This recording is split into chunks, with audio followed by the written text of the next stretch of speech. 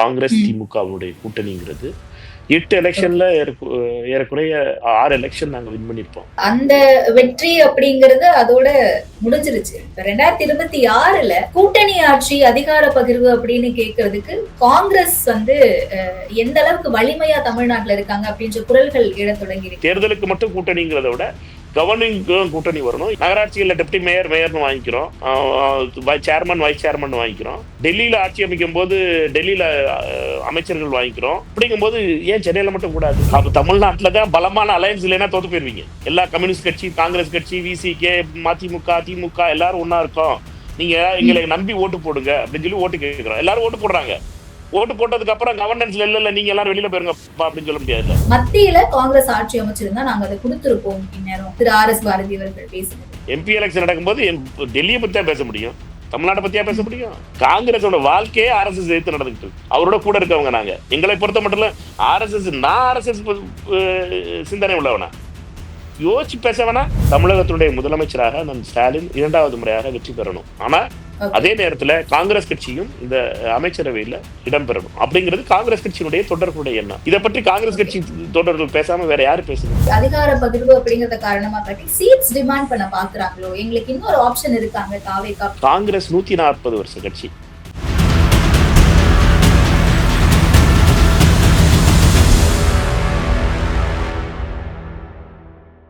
தி debate நேயர்களுக்கு வணக்கம். இன்றைய சிறப்பு நேர்காணலில் நம்மோடு இணைந்திருப்பவர் காங்கிரஸ் நாடாளுமன்ற உறுப்பினர் திரு மாணிக்கம் தாக்கூர் அவர்கள் தான். வாங்க பேசலாம். வணக்கம் சார். வணக்கம். தேர்தல் நெருக்கத்துல தமிழ்நாட்டுல கூட்டணி அப்படிங்கிற ஒரு விஷயம் ரொம்ப பரபரப்பா போய்கிட்டு இருக்கு. அதை நம்மளால ரொம்ப விசிபிளாவே பார்க்க முடியுது. அதுவும் அதிகார பகிர்வு அப்படிங்கிறது இவ்வளவு நாளா அதிமுக கூட்டணிக்குள்ளதான் அந்த ஒரு கூட்டணி ஆட்சி என்ற குழப்பம் இருந்துச்சோ அப்படின்ற கேள்வியோட இன்னைக்கு திமுகவுக்குள்ளேயும் அப்படி ஒரு குரல் எழுந்திருக்கிறத பார்க்க முடியுது. அதுவும் இந்த மூலமா நேற்றுக்கு நீங்க போட்டிருந்த ஒரு ட்வீட் ஒண்ணு, time for share of power, not only share of seats அப்படின்னு சொல்லிட்டு அங்க இருந்தே தொடங்கலாம் நினைக்கிறேன். உங்களுடைய பார்வை என்ன சார்? வணக்கம் டிபேட் நேயர்களுக்கு. இது என்கிட்ட இருந்து தொடங்கல, இது ரொம்ப நாளாம பேசிக்கிட்டு இருக்கோம். காங்கிரஸ் கட்சிக்கு காங்கிரஸ் கட்சியை பொறுத்த மட்டும் திரு செல்வ பிறந்தகை அவர்கள் தலைவராக பொறுப்பேற்றிருக்கனால 2024 முதல் தடவை காமராஜர் அரங்கத்துல இதை பற்றி விவாதிக்கப்பட்டது. அதே மாதிரி திரு கார்த்திக் சிதம்பரம் அவர்களும் அதை பற்றி பேசிட்டு வர்றது பொது வழியில் நம்ம பார்க்க முடியும். என்னை பொறுத்த வரைக்கும் காங்கிரசினுடைய பொறுப்பாளராக திரு கிரீஷ் சோடங்கர் அவர்கள் நியமிக்கப்பட்டு அவர் தமிழ்நாட்டினுடைய பொறுப்பாளராக நியமிக்கப்பட்டதுக்கு பின்னால இந்த ஏன ஓட்டம் ஒரு சேனலைஸ் ஆயிருக்கு. எங்களை பொறுத்த மட்டும் பல ஆண்டுகளாக தமிழகத்தினுடைய அரசியலை நீங்க பாத்தீங்கன்னா 1967 இருந்தே பாத்தீங்கன்னா ஒரு கூட்டணி ஆள தான், யாரு கூட்டணி வைக்கிறாங்களோ, நல்ல பலமான கூட்டணி வைக்கிறாங்களோ அவங்க தான் ஜெயிக்க முடியும். இது 67லே ப்ரூவானது. 67க்கு அப்புறம் எப்ப பாத்தீங்கன்னாலும் சரி, எந்த எலெக்ஷன் இருந்தாலும் சரி, கூட்டணி ரொம்ப முக்கியம். தேர்தல் கூட்டணி ரொம்ப முக்கியம். ஆனா அந்த தேர்தல் கூட்டணி அரசாங்கத்தினுடைய கூட்டணி கவர்னிங் பார்ட்னர்ஷிப் ஆக்குறதுக்கான வாய்ப்புகள் 2006ல வந்துச்சு காங்கிரஸ் கட்சிக்கு. டிஎம்கே, காங்கிரஸ் கட்சி, கம்யூனிஸ்ட் கட்சிகள்லாம் இருக்கும்போது 2006ல வந்துச்சு. டிஎம்கே 96 மெம்பர்ஸ் தான் வின் பண்ணியிருந்தாங்க. மற்ற காங்கிரஸை பொறுத்த 36 மெம்பர்ஸ் எம்எல்ஏஸ் வந்திருந்தாங்க. பட் அந்த டயத்தை காங்கிரஸ் கட்சி அப்ப இருந்த தலைவர்கள் அதை யூஸ் பண்ணாம விட்டதனுடைய விளைவா காங்கிரஸ் கட்சிக்கு அந்த வாய்ப்பு போயிருச்சு. அதனால எங்களை பொறுத்த வரைக்கும் இந்த ஜெனரேஷன் ஆஃப் காங்கிரஸ் லீடர்ஸோட மைண்ட்ல என்ன இருக்குன்னு, ஒர்க்கர்ஸோட மைண்ட்ல என்ன இருக்குன்னு, காங்கிரஸ்க்கு நம்ம எங்களை பொறுத்த வரைக்கும் திமுகவுடைய ரிலேஷன்ஷிப்ங்கிறது இட் இஸ் அரௌண்ட் 8 எலெக்ஷன்ஸ் நாங்க யுனைடெடா ஃபைட் பண்ணியிருக்கோம். 2004ல பிஜேபியை விட்டுட்டு 2004ல டிஎம்கே காங்கிரஸோட அலைன்ஸ்ல வந்துச்சு. 2004ல ஆரம்பிச்சு 2004, 2006, 9, 11, 11, 14 தவிர 16, 19, 21, 24 8 எலெக்ஷன் நாங்க ஒன்னான் இருக்கோம். காங்கிரஸ் திமுகவுடைய கூட்டணிங்கிறது 8 எலெக்ஷன்ல ஏறக்குறைய 6 எலெக்ஷன் நாங்க வின் பண்ணிருப்போம். 2 எலெக்ஷன் தோத்துருப்போம். இது காங்கிரஸ் திமுக மேஜர் வின்னிங்ஸ்ல. இது 2 அசம்பிளி எலெக்ஷன்ஸ் தோத்துருக்கோம். நாங்க 2 அசம்பிளி எலெக்ஷன்ஸ் தோத்துருக்கோம்.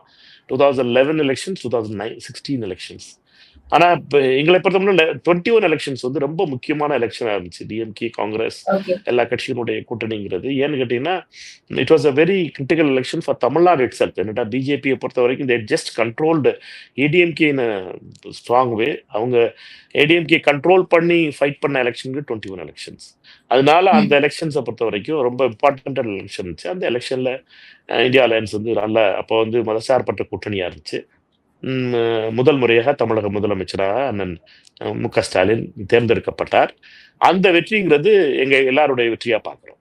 ஓகே. அந்த வெற்றி அப்படிங்கிறது அதோட முடிஞ்சிருச்சு. 2026ல கூட்டணி ஆட்சி, அதிகார பகிர்வு அப்படின்னு கேட்கறதுக்கு காங்கிரஸ் வந்து எந்த அளவுக்கு வலிமையா தமிழ்நாட்டுல இருக்காங்க அப்படின்ற குரல்கள் எழத் தொடங்கி இருக்குல்ல. நீங்க வந்து எந்த அளவுக்கு உங்களுடைய ஒர்க் ஷேர் பண்றீங்க களத்துல, எந்த அளவுக்கு நீங்க வந்து உங்களுடைய எஃபர்ட் போடுறீங்க, இதெல்லாம் நீங்க பண்ண பிறகு நீங்க பவர் ஷேரிங் கேட்கலாம், சீட் ஷேரிங் கேட்கலாம் அப்படின்ற ஒரு கருத்தை முன்வைக்கிறாங்களே. இது என்னன்னு கேட்டீங்கன்னா, இது இந்த லாஜிக்கே எனக்கு புரியாத லாஜிக்கா இருக்கு. காங்கிரஸும் திமுகவும் தனியா நின்னதுங்கிறது கடைசியா 2014ல. ஓகே. 2 பேரும் தனித்தனியா நின்னோம். அப்ப திமுக வாங்கின ஓட்டு 23%, 23.7 நினைக்கிறேன். 24% வச்சுக்கிறோம். காங்கிரஸ் 4.7% வாங்கிருச்சு. திருப்பி நாங்க அலையன்ஸ்ல 2026ல வந்தோம். அப்ப 16ல வந்தோம். 14ல தனியா 24%, 4.7. மேத்தமேட்டிக்கலா பாத்தீங்கன்னா 29% தான் வர முடியும். ஆனா 36% ஓட்டு வாங்கணும். Congress and DMK coming together எங்களோட அந்த கெமிஸ்ட்ரியோட ஸ்ட்ரென்த் என்னன்னு கேட்டீங்கன்னா இட் பிகம்ஸ் 36. அதுக்கப்புறம் கம்யூனிஸ்ட் பார்ட்டிஸும் எம்டிஎம்கேக்கு வந்ததுக்கு அப்புறம் 2019ல ராகுல் காந்தியை பிரைம் மினிஸ்டரா ப்ரொஜெக்ட் பண்ணதுக்கு அப்புறம் 52% ஆச்சு. 36ல இருந்து 52% ஆச்சு. ஏன்டா பிஎம் கேண்டிடேட் ராகுல் காந்திக்கிறதுனால. அதே இது 21 எலெக்ஷன்ல தளபதி மு.க. ஸ்டாலின் அவர்களை பிரைம் மினிஸ்டர் சீஃப் மினிஸ்டர் கேண்டிடேட்டா ப்ரொஜெக்ட் பண்ணோம். அது வந்து 46% ஓட்ஸா வந்துச்சு. ஏன்னா இது வந்து வெறும் நியூமரிக்கல் ஸ்ட்ரென்த் கிடையாது. இது நீங்க சொல்றது மாதிரி நீங்க பாக்குற வேலைக்கும் இது ஒரு கம்ப்யூட்டர் டிபார்ட்மெண்ட்ல ஒர்க் பண்ற மாதிரி கிடையாது. இது மக்களுடைய நம்பிக்கை. 2 பேரும் யாரு சேர்றாங்களோ அவங்களுடைய லீடர்ஸோட கிரெடிபிலிட்டியை சேர்ந்து வருது. ராகுல் காந்தியை பொறுத்த மட்டும் தமிழ்நாட்டுல காங்கிரஸுடைய ஸ்ட்ரென்த்தை விட ராகுல் காந்திக்கு பாப்புலாரிட்டி அதிகம்.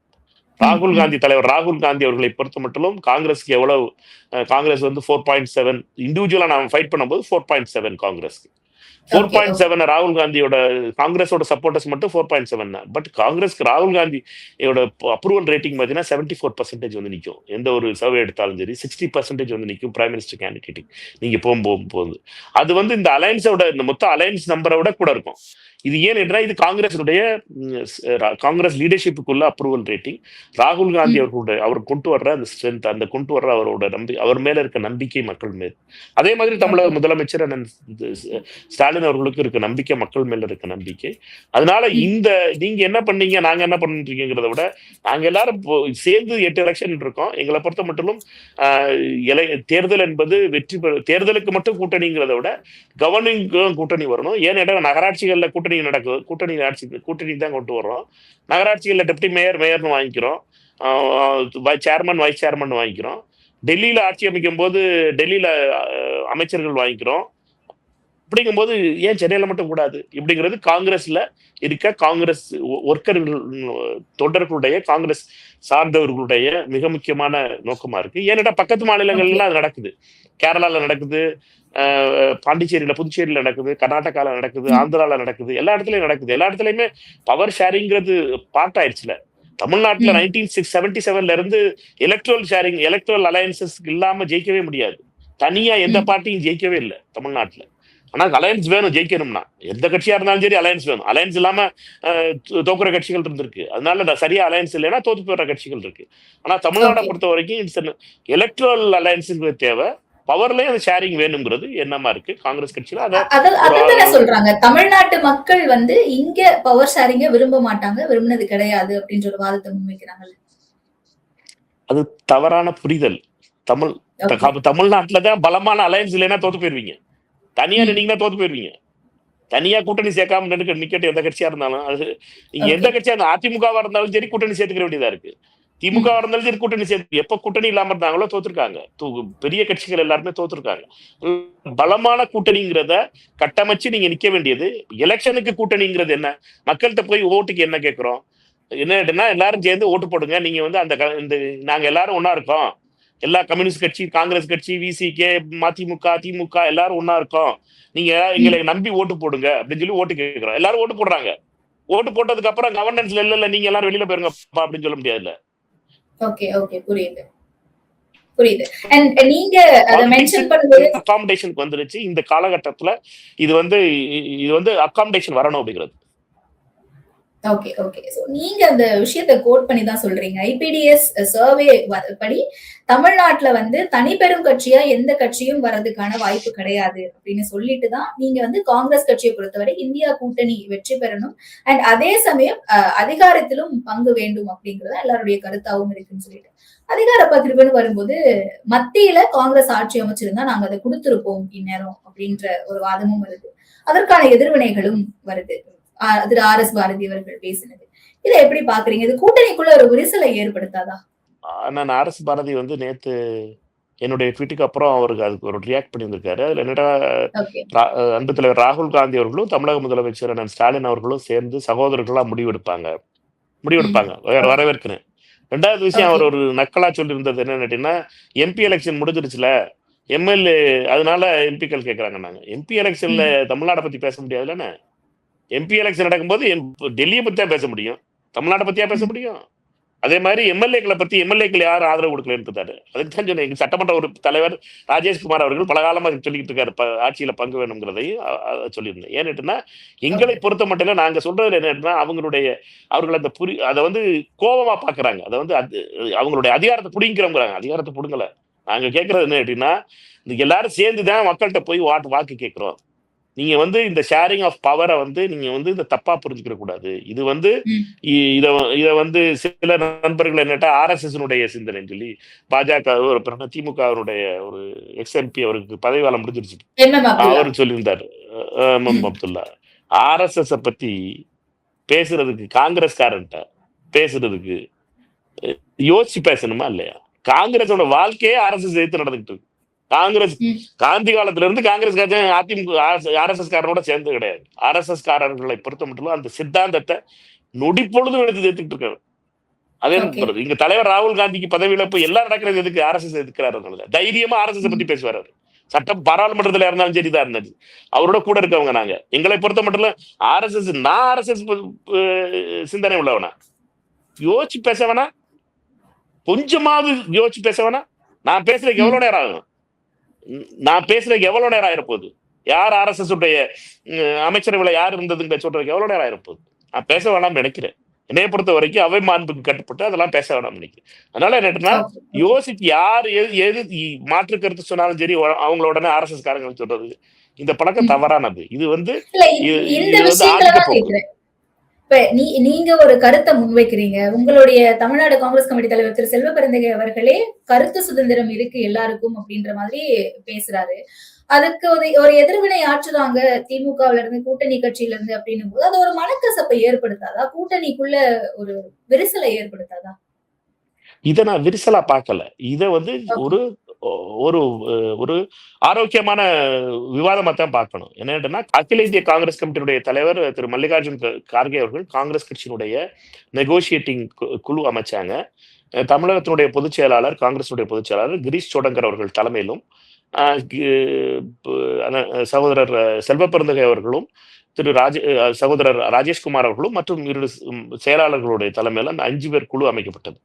அந்த குழு அமைச்சதுக்கு அப்புறம் அந்த குழு போய் பேசு தமிழக முதலமைச்சரிடம் என்ன கருத்து சொன்னாங்கிறது வேற விஷயம். அதுக்கப்புறம் 22ஆம் தேதி கிரீஷ் சோடங்கர் அவர்கள் பப்ளிக்கா சொன்னது என்னன்னு கேட்டீங்கன்னா, நாங்க வந்து பேசிட்டோம். நாங்க வந்து டிசம்பர் 15ஆம் தேதிக்குள்ள எங்களுக்கு ஒரு நாங்க வந்து இதை வந்து இந்த கூட்டணி நம்பரை வந்து பேசி முடிக்கணும்னு நினைக்கிறோம் அப்படிங்கிறத சொல்லிட்டு வந்தோம். அதே மாதிரி காங்கிரஸ் கேரண்டி கொடுக்க விரும்புறோம். காங்கிரஸ் கேரண்டிங்கிறது என்னன்னு கேட்டீங்கன்னா, காங்கிரஸ் கேரண்டிங்கிறது இப்ப கர்நாடகால வந்து காங்கிரஸ் கேரண்டி கொடுத்துருக்கு. 2000 ரூபாய் ஒரு தாய்மார்களுக்கு குடும்ப தலைவிகளுக்கு கொடுப்போம்னு சொல்லி அது கொடுத்துக்கிட்டு இருக்கோம். இப்ப கடன் 2 லட்சம் ரூபாய் விவசாயிகளுக்கு கடன் தள்ளுபடி பண்ணணும்னு தெலுங்கானால சொன்னோம், பண்ணியிருக்கோம். பெண்களுக்கு வந்து இலவச பேருந்து உரிமை கொடுப்போம்னு சொன்னோம், கொடுத்துருக்கோம். படித்த இளைஞர்களுக்கு படிச்சு முடிச்சுட்டு வேலை இல்லாம 3 வருஷத்துக்கு இருந்தாங்கன்னா 3000 ரூபாய் மாசம் மாசம் கொடுப்போம்னு சொன்னோம், கொடுத்துருக்கோம். இப்படி ஒவ்வொரு கேரண்டியும் கொடுத்து நிறைவேற்றிருக்கோம். இதே மாதிரி ஜார்க்கண்ட்ல கூட்டணி மந்திரி சபையில இருக்கோம். ஜார்க்கண்ட்ல வந்து ஜேஎம்எம் கட்சி வந்து முதலமைச்சரா இருக்காங்க. அதுல வந்து 4 அமைச்சர்கள் காங்கிரஸ் கட்சியில் இருக்காங்க. அதற்காக இருக்கும்போது காங்கிரஸ் கட்சியினுடைய கேரண்டியை கொடுத்துருக்கோம். இந்த கேரண்டி கொடுத்தோம்னா நாங்க என்ன கேரண்டி கொடுக்குறோமோ அதை இம்ப்ளிமெண்ட் பண்றதுக்கு கவர்மெண்ட்டுக்குள்ள இருக்கணும்னு சொல்லி திரு கிரீஷ் ஜோடங்கர் அவர்கள் 22ஆம் தேதி டிசம்பர் 22ஆம் தேதி சொல்லியிருந்தார். அவர் சொன்னதுக்கு அப்புறம் தான் இந்த விவாதம் தொடங்குது. என்னன்னா, நீங்க காங்கிரஸ் கட்சி வந்து அதிகாரத்துல பங்கு வரணும். இதுக்கு முன்னாடி 2024 தமிழ்நாட்டுடைய காங்கிரஸ் கமிட்டியுடைய தலைவர் சகோதரர் செல்வ பெருந்தகை அவர் காமராஜர் பவன்ல ஆட்சியில பங்கு வேணுங்கிறத பத்தி பேசியிருக்காரு, காமராஜர் பிறந்தநாள் விழாவில். அதுல அண்ணன் இளங்கோவன் அவருக்கும் இளங்கோவன் உயிரோட இருந்தாரு, அவர் அதுல மாற்று கருத்து வச்சிருந்தாரு. தமிழ்நாட்டுல காமராஜர் ஆட்சி அமைக்கணும் அப்படிங்கறத காங்கிரஸ்னுடைய ஒவ்வொரு தொண்டரின் விருப்பமாவும் இருக்கு அப்படிங்கறதையும் அதுல மென்ஷன் பண்ணிருந்தாங்க நினைக்கிறேன். ஆமா, காமராஜர் ஆட்சியை பத்தி அந்த விவாதம் போயிருச்சு. அப்ப அது என்னன்னா, எங்களுடைய நோக்கம் என்னட்டா ஆட்சியில பங்கு, காமராஜர் ஆட்சி, இந்த விவாதங்கள் நடக்கும் பொழுது சரி, இதை வந்து அண்ணன் செல்வ பெருந்தகை அவர்களும் அப்ப அதை ஆதரிச்சு பேசினார். இப்ப அவரை பொறுத்த மட்டும் அவர் தலைவர் பொறுப்புல இருக்கிறதுனால, நெகோசியேட்டிங் டீம்ல இருக்கிறதுனால அவரை பொறுத்த மட்டும் அவர் வேற விதமா அதை வந்து ஆர்டிகுலேட் பண்றாரே ஒழிய, காங்கிரஸ் தொண்டர்கள் எல்லாருடைய எண்ணமும் என்னவா இருக்குன்னு கேட்டீங்கன்னா, நம்ம வந்து கூட்டணியில இந்த கூட்டணி வெற்றி பெறணும், இந்தியா கூட்டணி வெற்றி பெறணும், தமிழகத்தினுடைய முதலமைச்சராக நம் ஸ்டாலின் 2வது முறையாக வெற்றி வரணும், அதற்கு இந்த கூட்டணி வெற்றி பெறணும். ஆனா அதே நேரத்துல காங்கிரஸ் கட்சியும் இந்த அமைச்சரவையில இடம்பெறணும் அப்படிங்கிறது காங்கிரஸ் கட்சியினுடைய தொண்டர்களுடைய எண்ணம். இதை பற்றி காங்கிரஸ் கட்சி தொண்டர்கள் பேசாம வேற யாரு பேசுறது? சமீபத்திய நிகழ்வுகளை வச்சு பார்க்கும்போது காங்கிரஸ்ல இருந்தே சில குரல்கள் எழுது, தாவேக்காவோட கூட்டணிக்கு போலாமா அப்படின்ற சில தகவல்கள் எல்லாம் கேட்கும் போது, இதை ஒரு காரணமா காட்டி அதிகார பகிர்வு அப்படிங்கறத காரணமா காட்டி சீட்ஸ் டிமாண்ட் பண்ண பாக்குறாங்களோ, எங்களுக்கு இன்னொரு ஆப்ஷன் இருக்காங்க தாவேக்கா அப்படின்ற ஒரு ஆப்ஷன் அப்படிங்கறத வச்சு சீட் டிமாண்ட் பண்ண பாக்குறாங்களோ காங்கிரஸ் அப்படின்ற ஒரு வாதமும் எழுந்திருக்குல்ல, அந்த ஆஸ்பெக்ட்ல தான் காங்கிரஸ் 140 வருஷ கட்சி. இப்பதான் டிசம்பர் மாசத்துல 140 வருஷம் பிறந்தநாளை கொண்டாடணும். காங்கிரஸை பொறுத்த வரைக்கும் இப்படிலாம் ஒரு ஜாதி கட்சி மாதிரியோ ஒரு இது மாதிரியோ எல்லாம் பண்ண மாட்டோம். எங்களை பொறுத்த மட்டும் எங்களுடைய அப்ரோச்சுங்கிறது என்னட்டா, நாங்க சொல்லித்தான் செய்வோம். இப்ப கூட்டணி அமைச்சரை வேணும்னா சொல்லத்தான் செய்வோம். இதுக்கு கோவப்படுறவங்க குதிச்சாங்கன்னா அதுக்கு என்ன பண்ண சொல்றீங்க? எங்களை பொறுத்த மட்டும் என்ன சீட் வேணும் என்னங்கிறத நெகோசியேஷன் டீம் காங்கிரஸ் லீடர்ஷிப்ட ஏஐசிசி பிரசிடென்ட் கார்கே சார்ட்டையும் ராகுல் காந்தி அவரிடமும் பேசிட்டு தான் திரு கிரீஷ் சோடங்கர் வந்து அங்க வந்து நம்பரை வந்து சொல்லியிருப்பாரு. இதை வந்து அவரா தோணிலாம் நம்பர்லாம் சொல்றது இல்லை. அவங்க காங்கிரஸுடைய ஒர்க்கிங் நீங்க பாத்தீங்கன்னா, இது வந்து ஏஐசிசில காங்கிரஸ் பிரசிடென்ட்டையும் காங்கிரஸ் லீடர்ஷிப்டையும் அப்ரூவல் வாங்கினதுக்கு அப்புறம் தான் நம்பரை வந்து சொல்லுவாங்க. அந்த நெகோசியேட்ல என்ன நடக்குதுங்கிறது எனக்கு தெரியாது. அதனால நான் அந்த கம்யூனிட்டி இல்லை. அதனால என்னைய பொறுத்த வரைக்கும் காங்கிரஸ் கட்சியை பொறுத்த மட்டும் இந்த கூட்டணி வெற்றி பெறணும் அப்படிங்கிறதுலதான் இருக்குமே ஒழிய, இந்தியா கூட்டணியில குழு போட்டதே எதுக்காக? திமுகவுடன் பேசுவதற்கு தான் குழுவே போட்டோம். காங்கிரஸ் கட்சி வந்து ஒரு பக்கம் இங்கிட்டு பேசிக்கிட்டு அங்கிட்டு ரைட்ல லெஃப்ட்ல சிக்னல் போட்டு ரைட்ல டர்ன் பண்ற கட்சி கிடையாது காங்கிரஸ் ரொம்ப ஸ்ட்ரெயிட்டா இருக்கும். காங்கிரஸுடைய அப்ரோச்சே ரொம்ப லேட்டா இருக்கும். எல்லாரும் இப்ப நம்ம சிலர் நம்மளோட நமக்கு தெரிஞ்ச நண்பர்கள்லாம் சொல்றா, காங்கிரஸ் ஏன் இவ்வளவு டிலே பண்றீங்க ஒரு டிசிஷன் எடுக்கிறதுக்கு? ஏன்னா காங்கிரஸ் இஸ் டெமோக்ராட்டிக் ப்ராசஸ். இந்த ப்ராசஸ்ல டிலே ஆகித்தான் ஆகும். அதுவும் ரொம்ப நாங்க வந்து ரொம்ப எடுத்த கவுத்தம்லாம் பண்ண மாட்டோம். ஒரு நபர் டிசிஷன் எடுக்க முடியாது, எல்லாரும் சேர்ந்து தான் எடுப்போம். கூட்டாத்தான் விவாதிப்போம். எங்களுடைய நம்பிக்கைங்கிறது ராகுல் காந்தி என்ன கடைசியா சொல்றாரோ அதை கேட்டுக்கிடுவோம். ஆனா எங்களுடைய பார்வைகளை சொல்றதுக்கு எங்களுக்குள்ள சுதந்திரம் இருக்கு. அதுதான் இந்த கட்சியினுடைய பலமே. அதனாலதான் இந்த கட்சி 140 வருஷம் இருந்திருக்கு. அதனாலதான் இவ்வளவு வருஷம் காங்கிரஸ் கட்சிக்கு 14 கோடி பேர் இருந்தா ஓட்டு போட்டுக்கிட்டு இருக்காங்க இந்தியா முழுவதும். ஏனென்றால் காங்கிரஸ் கட்சியினுடைய மெக்கானிசம் இப்படி. இந்த மெக்கானிசத்துல வந்து என்னன்னா, தாவேகா கட்சியோட பேசிக்கிட்டு இருக்கோம், தாவேகா கட்சியோட அதை நோக்கி அதுக்கு கூட்டணி போறதுக்காக நாங்க திமுக பேசுறோங்கிறது வந்து இது கற்பனைக்கு மிகுந்த ஒரு ஸ்டோரி. இதை பொறுத்த மட்டும் திரைக்கதை வசனம்லாம் எழுதுறதுக்கு தமிழ்நாட்டில் நிறைய இருக்காங்க. ஆனா இதை பொறுத்த மட்டும் எங்களை பொறுத்த மட்டும் இது இப்படிலாம் காங்கிரஸ் கட்சியோட ஃபங்க்ஷனிங் கிடையாது. காங்கிரஸோட ஃபங்க்ஷனிங் என்னன்னா, இந்தியா அலையன்ஸ்ல திமுகவோட இப்ப பேசிக்கிட்டு இருக்கோம். திமுகவை பொறுத்த மட்டும் காங்கிரஸ் கட்சியினுடைய நீண்ட நாள் உறவு உள்ள கட்சி. அந்த கட்சியோட எங்களுடைய பேச்சுவார்த்தை தொடருது. ஓகே. ஒரு நிறைவான கேள்வி.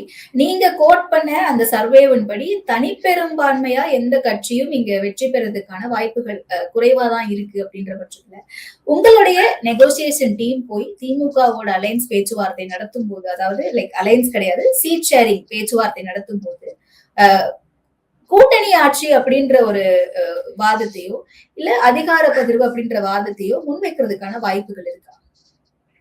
இல்ல. என்னைய பொறுத்தவரைக்கும் காங்கிரஸ் கட்சியில நீங்க அத வந்து திரு கிரீஷ் சோடங்கர் காங்கிரஸினுடைய பொதுச் செயலாளர். அவர் வந்து திரு ராகுல் காந்தி அவர்களுடைய நம்பிக்கையை பெற்றவர். திரு ம். மல்லிகார்ஜுன் கார்கே அவர்களுடைய நம்பிக்கையை பெற்றவர்.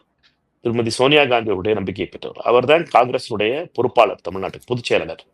அவர் அவருடைய தலைமையில தான் இந்த குழு அமைக்கப்பட்டிருக்கு. இதுல 2 ம். தமிழர்கள் இருக்காங்க. ஒண்ணு தமிழ்நாடு காங்கிரஸ் கமிட்டி தலைவர் சகோதரர் செல்வ பெருந்தகையும், தமிழ்நாடு சட்டமன்ற காங்கிரஸ் கமிட்டியுடைய தலைவர் திரு ராஜேஷ்குமார் அவர்கள். இவர்கள தவிர மிச்ச எல்லாருமே தமிழ்நாட்டு தமிழ்நாட்டு சார்ந்தவர்கள் கிடையாது. அதனால அவர்களை பொறுத்த மட்டும் டெல்லியில என்ன சொல்லியிருக்காங்களோ அதத்தான் வந்து அங்க வந்து சொல்லப் போறாங்க. அதனால அது ஓகே. டெல்லியில நாங்க காங்கிரஸ் கட்சிக்குள் சென்னையில என்ன பேசுறோம்ங்கிறது ஒரு பேச்சு. டெல்லி தலைமைக்கு என்ன சொல்றோம்ங்கிறது ஒண்ணு. நாங்க எல்லாரும் பேசிக்கிட்டு இருக்கிறது. இந்த இந்த விவாதங்கள்ல என்ன கேட்டீங்கன்னா, ஆட்சியில் பங்கு, அதிகாரத்தில் பங்கு அப்படிங்கிறது என்ன கேட்டீங்கன்னா, சில கட்சிகள் சொல்லிட்டு டபக்குன்னு பேச்ச நிப்பாட்டிக்கலாம். இல்ல, இல்ல கூப்பிட்டு பேசிட்டாங்க நாங்க சரியா இருப்போம். அப்படி காங்கிரஸ் கட்சி வந்து அப்படி ஃபங்ஷன் பண்றது கிடையாது. காங்கிரஸ் கட்சியில இது ம். டிபேட் நடந்துகிட்டு இருக்கு. நாங்க பல பேர் இத சொல்லிக்கிட்டு இருக்கோம். அதனால காங்கிரஸ் தலைமை என்ன சொல்லணுமோ, அத வந்து அந்த குழுட்ட சொல்லியிருக்கோம். அந்த குழு போய் பேசம்போது அவங்களுக்கு திமுகவுக்கு சொல்லப்படும். எங்களை பொறுத்த மட்டிலும் அந்த குழுவினுடைய தலைவர் சொன்னதுக்கு அப்புறம் தான் அது வெளியிலே வந்துச்சு. இந்த குழுவினுடைய தலைவரா இருக்க திரு கிரீஷ் சோடங்கர் டிசம்பர் 2ஆம் தேதி 22ஆம் தேதி நீங்க செக் பண்ணியிருந்தீங்கன்னா, ஏஎன்ஐக்கு அவர் கொடுத்த பேட்டியிலும், தினத்தந்தியில பெரிய ஹெட்லைனா வந்துச்சு. அதுல ஆட்சியில் பங்கு, காங்கிரஸ் கேரண்டிகளை நிறைவேற்றுறதுக்காக காங்கிரஸ் கட்சிக்கு ஆட்சியில் பங்குங்கிறத கருத்த அவர் வெளியில சொன்னார். அதுக்கப்புறம் தான் நாங்கெல்லாம் பேசவே ஆரம்பிச்சோம் வெளியில. ஏன்னுட்டுன்னா, அப்படி காங்கிரஸ் கட்சியினுடைய நெகோஷியேட்டிங் டீம்னுடைய லீடருக்கு தான் தெரியும் என்ன பேசுறாங்கங்கிறது. ஓகே. அப்ப நிச்சயமா காங்கிரஸ்ல ஒவ்வொரு தொண்டருக்கும் அதிகார பகிர்வு அப்படின்ற விருப்பம் இருந்தாலும் கூட, கூட்டணி பேச்சுவார்த்தை அப்படிங்கிறது தேசிய தலைமை கிட்ட இருந்து அவங்களுடைய வழிகாட்டுதலின்படி தான் இங்க இருக்கக்கூடியவங்களுடைய குழு நடத்துவாங்க அப்படின்னு சொன்னீங்க. நேரத்திற்கு ரொம்ப நன்றி சார். ரொம்ப தெளிவான விளக்கங்களுக்கும் நேரத்திற்கும் நன்றி, வணக்கம்.